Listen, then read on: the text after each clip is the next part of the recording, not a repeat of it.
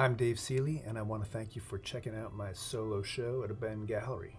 This isn't my first solo show, but prior shows exhibited work from my career in commercial science fiction and fantasy media. My college degrees are in architecture and fine art, but I've been drawing, sculpting, and painting the figure since my high school years. This is my first solo show of figure paintings, and these paintings are the unintended result of an initiative to up my photography game over a decade ago. I needed better reference photos for my commercial work than I was getting by shooting myself, friends, and patient family, so I launched into upgrading my equipment and knowledge base. What I didn't anticipate in that was that the photography was taking on a life of its own. I'd shoot what I needed for a given assignment, then shoot another couple of hours to make beautiful photographs. At first, it was just good, value-added fun, but soon it became my focus in model shoots entirely. While I love photography, my primary passion is painting. My work, inspired by life's glimpses of perfection, and my paintings are products of a desire to realize those glimpses in an inherently imperfect way as works of art. I strive for a moment when light aligns for a split second and all pain, toil, worries, and lust are forgotten in a flash of transcendent beauty. This painting is Sarah number 2, Hear Me Roar. It's the largest piece in the show at 58 inches wide by 33 inches tall. For frame dimensions, see the show thumbnails. Sarah is the illustrated woman, and she's a living work of art with an abundance of beauty and strength. I truly do owe a lot to her magnificent tattoo artist here.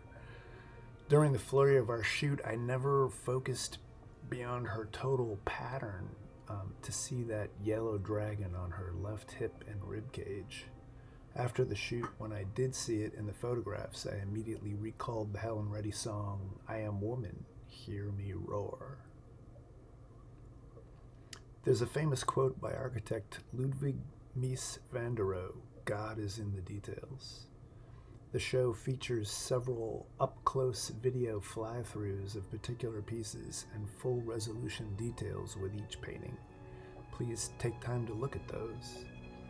I search for worthy glimpses of perfection with photography, but for me, the abstract mark making happening in a painting is what gives it its power. There's always a struggle in the making of those marks, so always some trepidation in the making.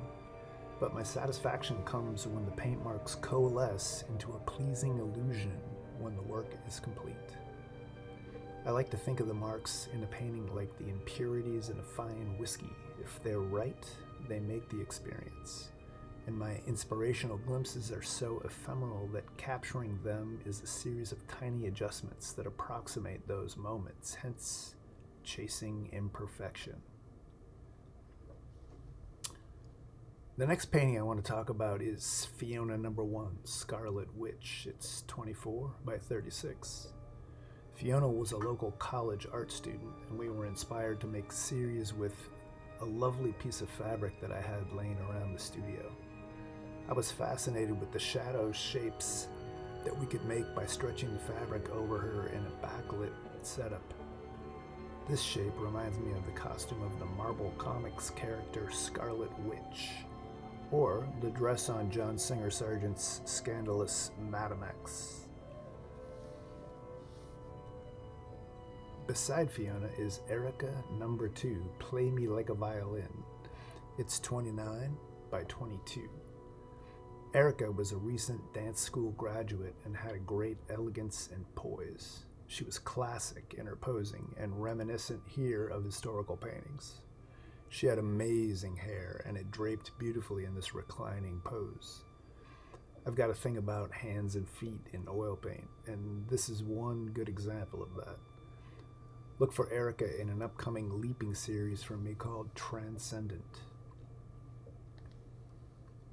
The next painting is Erica number 1, Winter Sash, 24 by 36. The complex choreography involved in making a strong painting involves seeing it in multiple ways. In this one with Erica, we used a light value sash to visually balance the composition of the overall pic.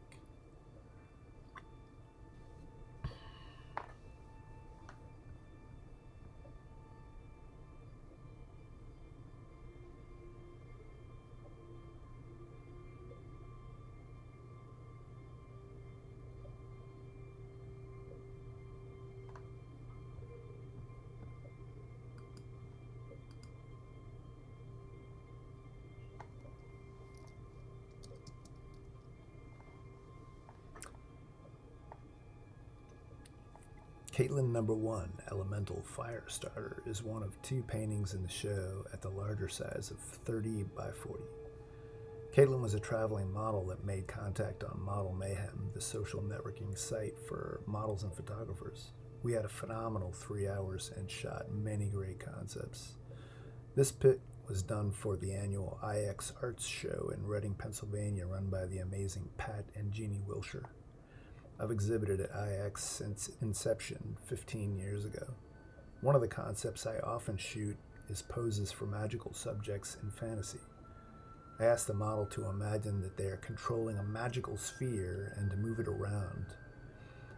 This pose, with intense focus and natural gesture, was a natural for the imaginative realism genre celebrated at IX.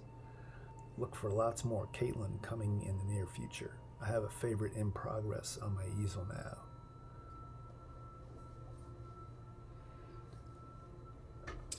And from Darkness to Light, Gabriella number 2, Wrapped at 36 by 24.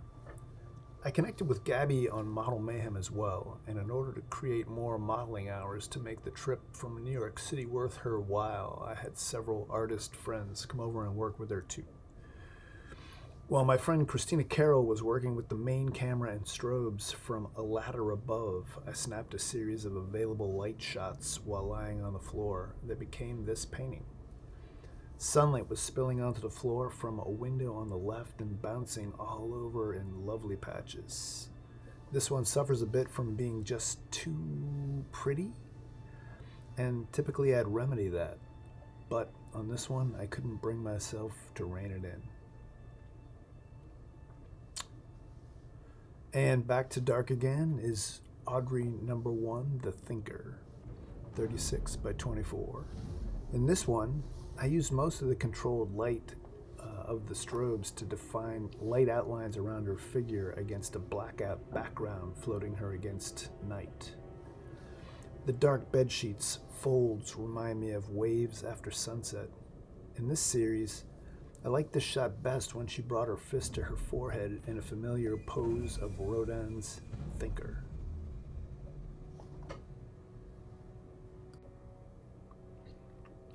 The first of 3 smaller portraits is Dawn number 5, Masquerade, 13.5 by 15.5. Dawn is a very talented local model who has a wealth of fashion experience. There are 3 paintings of her in this show. She's got lovely long limbs and a classic blue steel gaze. This one came from a series of couch poses, and at certain angles her bangs shrouded her eyes in mystery. There was a bit more a challenge to bring that into the oil paint, but after a couple of failures, I think I got it right. Sometimes struggles makes the heart grow fonder. Next door is James number 1, Grace, 11 by 14. I found James on Model Mayhem and was intent on working with him because he was the most beautiful man I think I've ever seen. He was disarmingly sweet and gentle. This portrait shot came from a failed strobe light that amped up the color in the warm shadows, but his gaze remains all grace.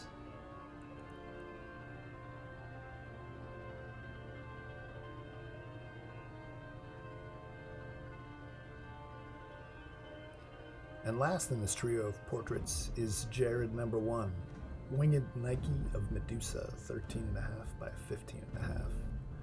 I hired local college track star Jared to model for a Scholastic magazine illustration of Dory Miller, the first Black American to be awarded the Navy's Silver Cross for his heroism during the attack on Pearl Harbor. Jared had waist-length dreads, and we got him flinging them around his head. The beauty of strobes is that they can freeze motion, so here his dreads are floating around him with a life of their own, Medusa style. Jared had a very handsome intensity in his expressions that I worked into this portrait. Back to full figure, I have Gabriella number 3, S-Curve, 24 by 36. Sometimes you get a gimme. Gabby had this fantastic S-curve in her modeling repertoire, and the result just begged to to be a painting. I chose a stark top lighting to rake her shadows down and create a graphic butterfly interplay across her hips and thighs.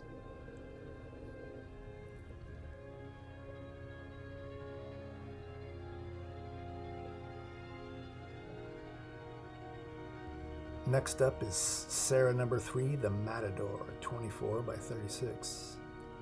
This was a grab shot of Sarah in motion in our initial setup, where she was shaking out the drape and it filled with air and floated down around her. Instant Toro.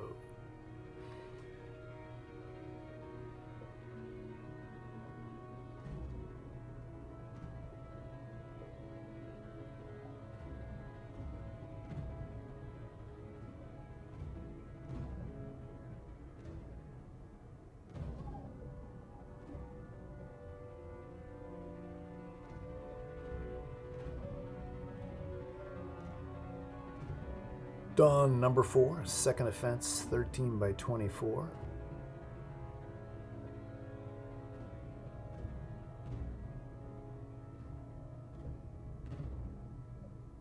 This pose of Dawn had roots in fashion modeling, but the chance lighting on her fingers and looking a trifle askance over her shoulder had me thinking she was laying down the law. Second offense.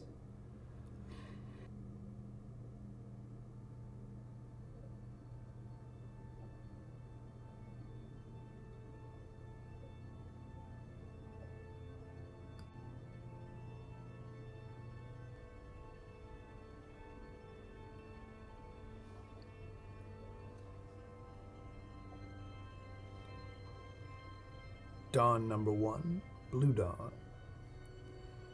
This is the second of 2 paintings at the larger size of 39.5 by 28.5. This is my first painting of Dawn, composed from a series of photos. This one was a watershed piece for me, and perhaps the first in the obsession that will become this show. Here, Dawn offers up a different but still shrouded gaze, and this time in blue secondary light. I love the feet in this one especially, and for a long time considered knocking them down into deep shadow to make her face the undisputed focus of the piece.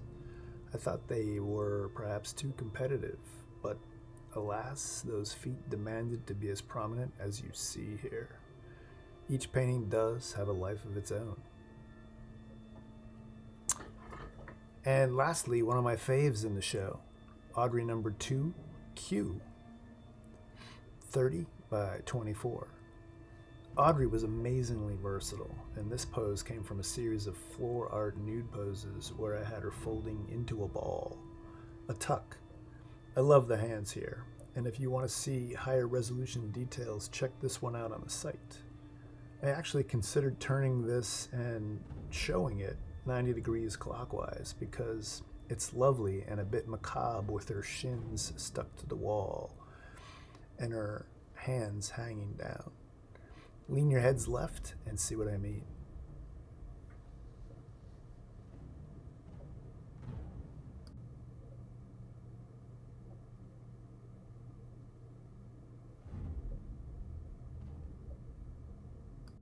And that brings us back to Sarah number 2. Thanks for listening. There's more about my background and art in my Abend site page if you're inclined. I'm pretty active on Facebook and less so on Instagram. Join me there if you like. I'll post a link to this on Facebook and you can ask questions there. I hope you enjoyed this virtual tour.